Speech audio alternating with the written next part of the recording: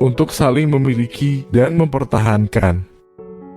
Mulai hari ini dan seterusnya. Untuk yang baik dan yang buruk, pada saat kaya atau miskin, dalam keadaan sakit dan sehat, hingga maut memisahkan.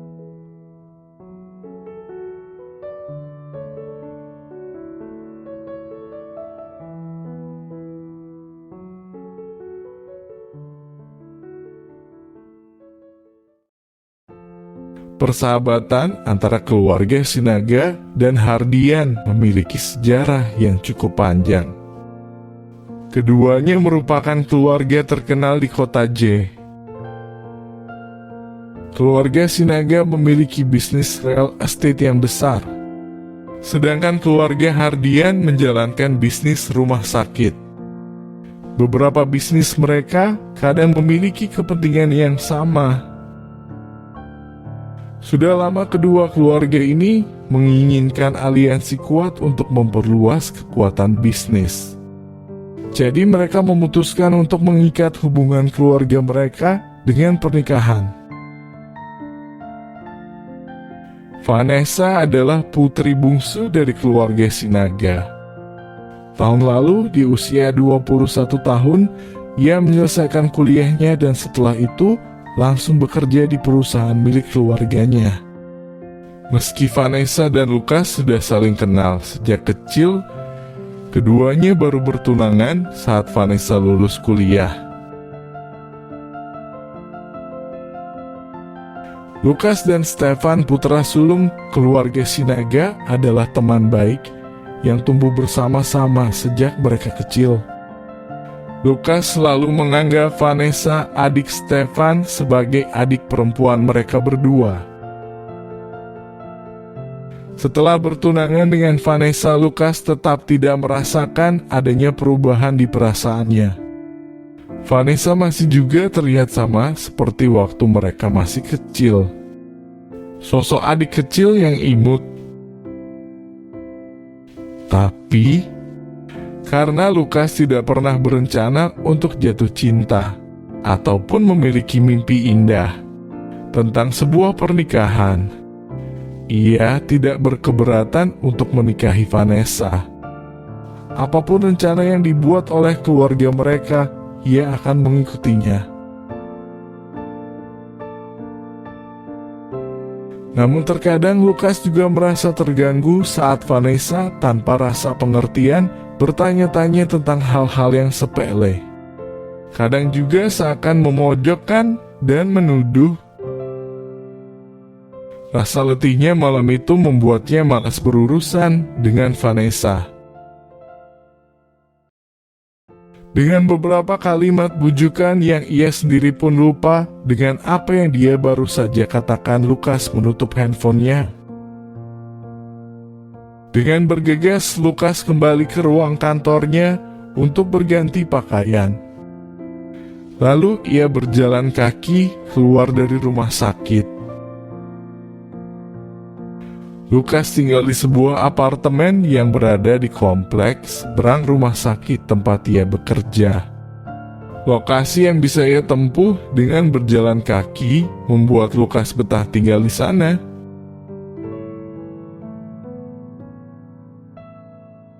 Dengan sangat marah, Vanessa melempar handphonenya ke atas tempat tidur. Seakan ia bisa menatap wajah Lukas melalui HP itu. Vanessa memelototi handphonenya selama beberapa detik. Tiba-tiba saja ia lalu melompat keluar dari tempat tidur, berganti pakaian, lalu lari keluar dari kamar. Pada saat Vanessa mengambil kunci pintu mobilnya, dia berpapasan dengan Stefan, kakaknya. Setelah lulus kuliah, Stefan yang membenci ibu tirinya hampir tidak pernah lagi pulang ke rumah keluarga Sinaga. Di kota J tempat mereka tinggal, Stefan memiliki beberapa apartemen yang bisa ia tinggali. Stefan melirik kejam tangannya dan mengerutkan kening. Malam-malam gini, kamu masih mau kemana? Vanessa menjawab dengan mulut cemberut. Pergi cari Lukas. Aku curiga dia sedang bersama para cewek centil di rumah sakit. Para cewek centil? Perawat di rumah sakit kah yang dimaksud? Stefan tidak bisa menahan tawa ketika mendengarnya. Dia mengelus rambut di kepala Vanessa sambil berkata, "Nes tahu tidak tipe cewek apa yang paling menyebalkan buat para cowok?" Melihat tatapan bodoh adiknya, Stefan menghela nafas dalam-dalam. Cowok paling kesal dengan cewek tukang kuntit yang nempel terus kayak permen karet. Dengan nada sabar, Stefan menjelaskan, "Kamu tahu kan, kalau tadi Lukas ada operasi penting, aku rasa dia baru saja selesai." Stefan menarik nafas panjang lalu meneruskan, "Nes, kamu jangan selalu curigaan. Dengerin kata Kak Stefan, biarpun Lukas itu sabar jika kamu selalu cari ribut untuk hal sepele.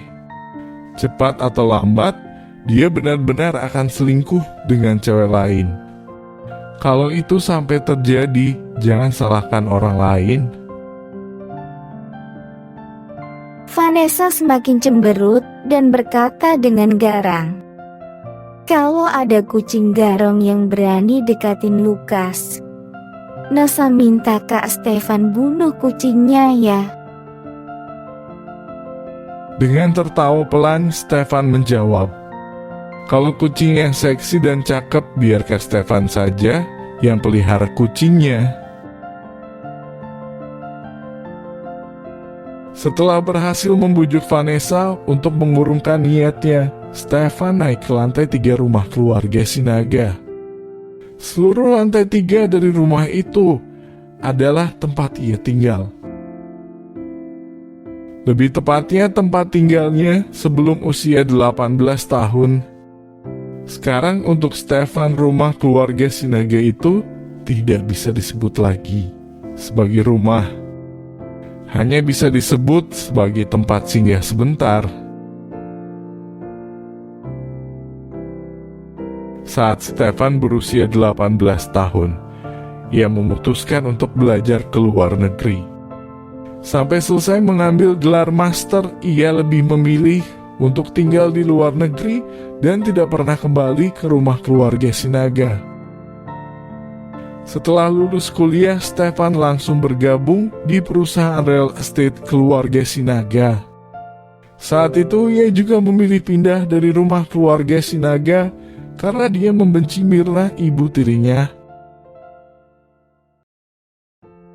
Mirna adalah neni yang dibawa ke rumah keluarga Sinaga oleh Pak Hendra, ayah Stefan, untuk merawat Desti, ibu kandung Stefan yang saat itu lumpuh karena sebuah kecelakaan.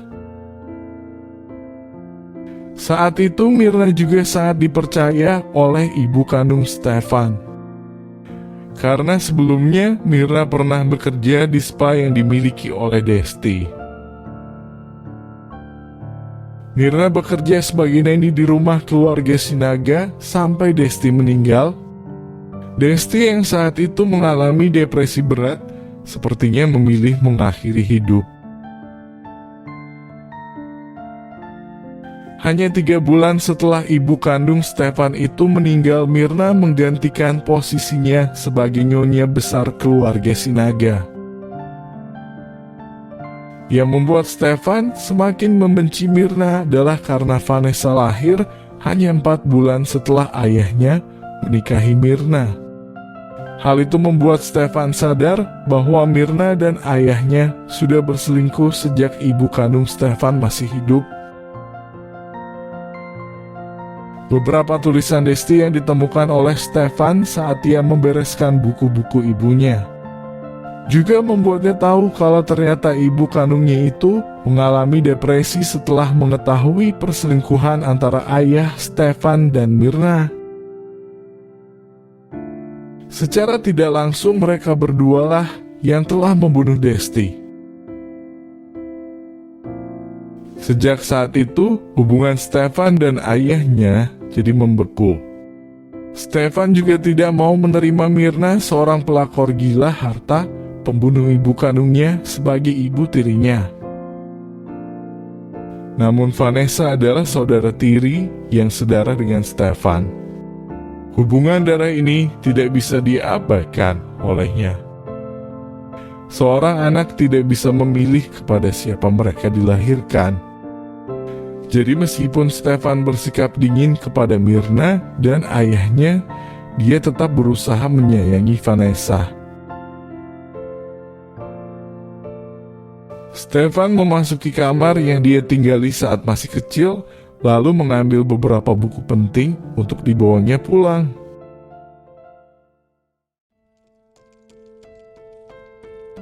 Saat Stefan bersiap untuk pulang, di lantai bawah ia melihat ayahnya duduk di sofa ruang keluarga. Stefan berhenti sejenak dan menatap wajah Pak Hendra tanpa mengucapkan apa-apa. Bersambung. Nantikan di bab berikutnya. Tekan subscribe dan tombol lonceng agar tidak ketinggalan